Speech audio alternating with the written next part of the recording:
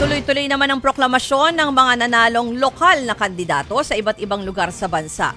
Kilalanin ang pinakabatang mayor ng bansa at ang mga nagbabalik politika. Narito ang report ni MJ Marfori.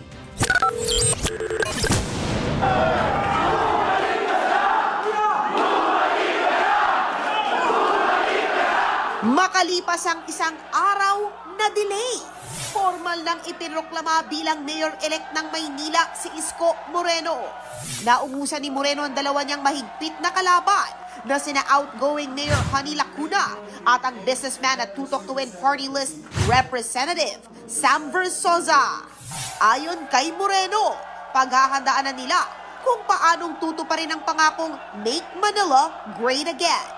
Panahon na rin daw ng pagpapatawad matapos ang magkasakitan noong kampanya. Nananawagan ako sa inyong lahat, paupain nyo na ang damdamin ninyo.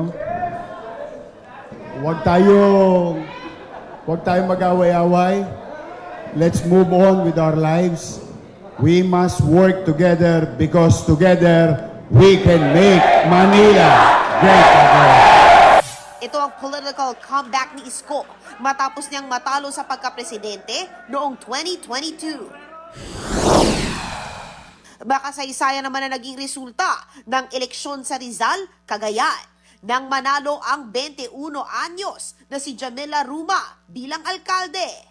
Siya ang pinakabatang mayor sa buong bansa. Sa kanyang proklamasyon, hawak niya ang larawan ng kanyang ama na si dating Mayor Joel Ruma na pinaslang sa isang campaign rally noong April 23. Isa sa pangako ng batang Ruma ang pagpapatuloy sa proyekto ng kanyang ama.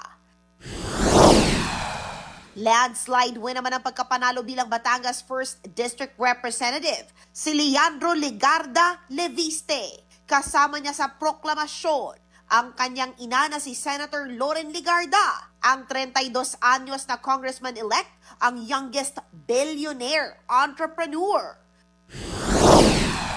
Nananatili naman si Mayor Benjamin Magalong bilang alkalde ng Baguio. Ito ang kanyang huling termino. Sa Negros Oriental, 4 na miyembro ng pamilya Sagarbarria ang nanalo. Uupo bilang mayor ng Dumaguete si Congressman Manuel Sagarbarria Sr.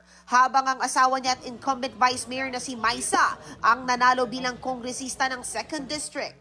Ang anak naman nilang si Chaco ang uupong gobernador ng Negros Oriental at si Chesa ang city councilor ng Dumaguete.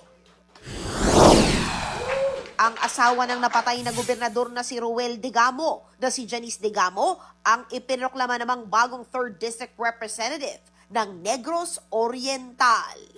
Nagbabalita mula sa Frontline, MJ Marfori, News 5.